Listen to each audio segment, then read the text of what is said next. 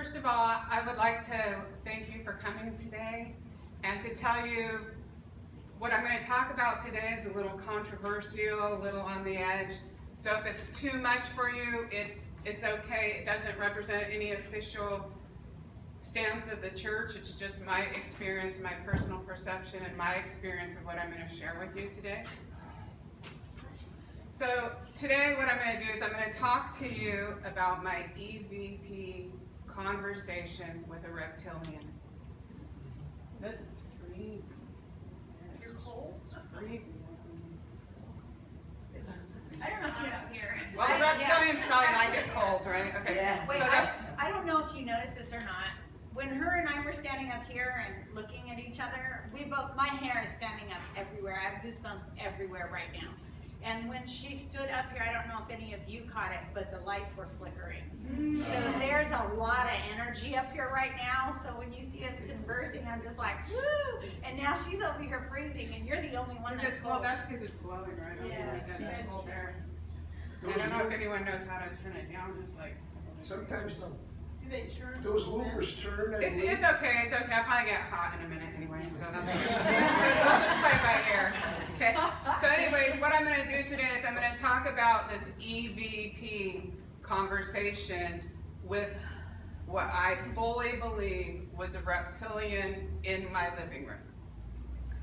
Now, EVP is abbreviation for electronic voice phenomenon. And this, you can use a free audio editing software program and a lot of dedication and a lot of persistence. You can communicate with loved ones in spirit, spirit people, spirit guides, and extraterrestrials. My hobby, honestly, since the death of my daughter in 2011, is to just find to the ends of the universe what the heck is going on and what lies beyond our physical body and where my daughter is and everything about the world outside our human perception. So if that's what drives me to go so far, if you're wondering. Now, a search of WikiLeaks, which is a whistleblower website, pulls up over 250 emails between top government officials around the world, which clearly indicate people with top secret clearance know full well that extraterrestrials live on and visit planet Earth. NASA also continually puts out just kind of subtle, small bits of information letting people know we are not alone. And an interesting thing, I need to learn a little more about this, but interestingly enough, the Vatican also has, and I don't know the name, but the cameras flying out in the universe around the sun, they also own them. They also have an interest in this. This is not hooey-pooey out there. This is established, well-known fact. But several years ago, I did a purposeful out-of-body experience. I left my body, went on the roof, saw my neighborhood, went down to the ocean, skimmed the ocean like a pelican, and that's about when they pull me up through the wormhole. And the trick to that is to not be afraid. So the trick to that, not being afraid, is to always work with your spirit guides and the ones that you trust to the point where you can let go. Because the second you are afraid, you're boom, back in your body. So that's how those work. But on this particular out-of-body experience, when I arrived at my destination, coming up the wormhole, I saw 3 aliens for the first time. Now, prior to this out-of-body experience, I really had no opinion at all on aliens or ETs whatsoever. The 3 that I saw looked similar to grays. They seemed to be simply observing me. I felt no fear for anything, any of the energy. There was no fear there. My thought was, when I saw them, was, oh wow, They're real. That's why people draw them like that. This is what they really look like. The interesting part was, after that OBE, I did become open-minded and interested in the subject of extraterrestrial life, and open to the fact that aliens, or the proper word extraterrestrials, truly did exist. So fast forward to 2017, and my mother, Carol, crossed into spirit. So in May of 2018, I asked her by EVP to describe her experiences after leaving her body. Now, she said a whole lot more than this. The EVP was very long, but at one point, she said something that sounded like a description of a reptilian. And my mother was never into, I never heard her talk about aliens or anything. And so I was just like, what? And so after that, I decided to attempt to summon a reptilian to my living room, which is to ask very respectfully and prayerfully and with guides. I called for a reptilian. Now, I had a few conversations with a reptilian. Same reptilian, the same one. And what I'm going to talk about today is just one of those conversations. In preparing this speech, I knew it was supposed to be about reptilians, but I didn't really have a plan or a certain topic. And so I opened up a file full of EVPs, and I just scanned for reptilian in the title. The first one I clicked on was May 2018, which is over a year ago. And it was synchronicity how the subject matter fits so well with what is going on in our world right now, with the Amazon rainforest burning. The Amazon rainforest is so important. The earth, it has been called the lungs of our planet. I'm going to share some of this conversation today that I had with the reptilian, but I have to tell you a couple things first. One question I get sometimes is, how do you know who you are talking to? How do you know it's not just some spirit pretending to be a reptilian? And that's a valid question. In this case, I could feel his presence physically. Aside from the EVP, I could feel this reptilian in my living room with my physical body, and I am a medium and a physical medium, and so I may have a heightened senses, but his energy was so strong. I'm sitting on my couch, and this is 3 or 4 feet away from me, 7 feet tall, and I literally felt like a mouse at the paw of a lion.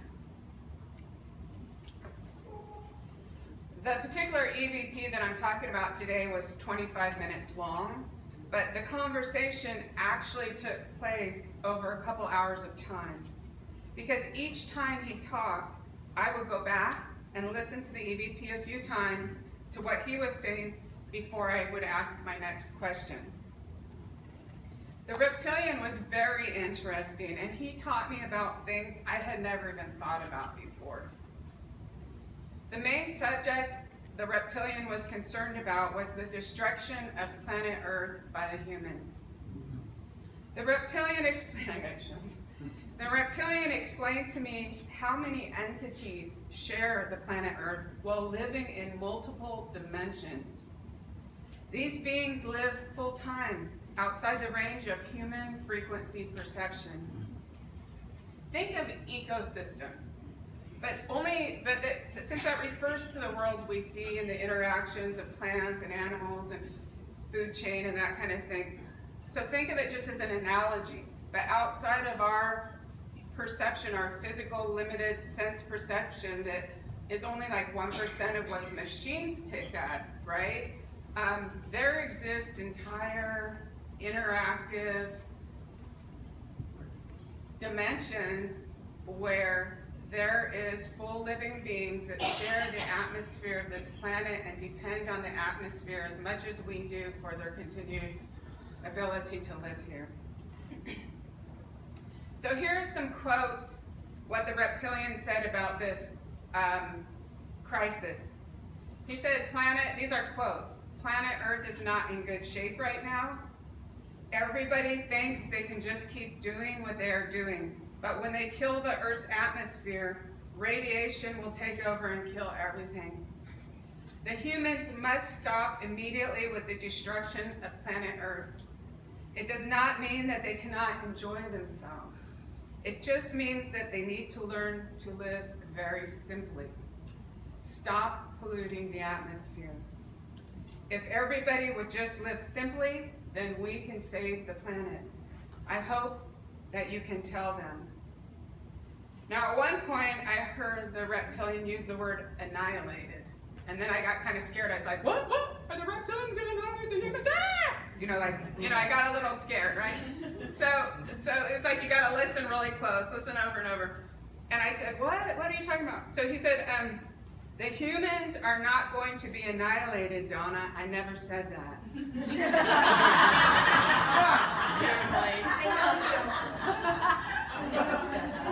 I said, when the humans discover they have destroyed Earth's atmosphere, they will not be able to recover the planet, and then they will never be able to repair planet Earth. And if the people of planet Earth do not take this seriously, then they will be annihilated. Donna, it does not help to say anything that scares people. If everybody would just take care of the planet, we would not face the extinction of the human race. Don't get scared, though, that's all right. Okay, so anyways, so after that I thought, what does annihilated mean anyways? What does this mean? So I Googled it, love the internet, Googled annihilated for a definition. And what that word actually means is the total conversion of particles into energy. So what he's saying is if the atmosphere is destroyed, the radiation's just gonna come in, that's all. Okay, so the Reptilian, so move on from the climate, which is very, very important to him. The Reptilian also referred to humans that build spaceships and think that they're going to go find some other planet to live on. Quote, this is his quote, "It doesn't matter if anyone tries to leave. They will not be allowed to land. There is not a place that would take a human after they have destroyed the planet they lived on." Okay. So I think that the main reason he was coming through was this climate crisis. He calls it a crisis. But okay, so that was what he had to say about the atmosphere. He also then addressed some false beliefs regarding reptilians. He stated that humans tell many stories about reptilians which are false. These stereotypes cause fear. These stereotypes are ingrained in us through movies and stories. And it is worth considering that somebody somewhere benefits from maintaining that fear in you by repeating these stereotypes often enough that they become part of your belief system. His quote, "What people say about reptilians is not the truth. They do not think humans are their enemy." He also said that reptilians do not like being blamed for the bad actions that humans do to themselves and to each other. That is insulting to the reptilians to blame them for human activity. Other things he told me. He said reptilians were on planet Earth before humans were ever here. They have been here the entire time. Some people think, oh, maybe they were here and they're gone and maybe they're coming back and oh, they're going to eat us all or whatever. I had asked him, where are you from? And that was why he answered that. Another thing is that they're able to control the frequency of vibration of their body, which is why you'll hear sometimes someone glimpsed a reptilian and then turned back and it was gone, because they can change the way the frequency, the vibration, and the molecules vibrate in their body. And so they live it just outside of our range. They can come into it.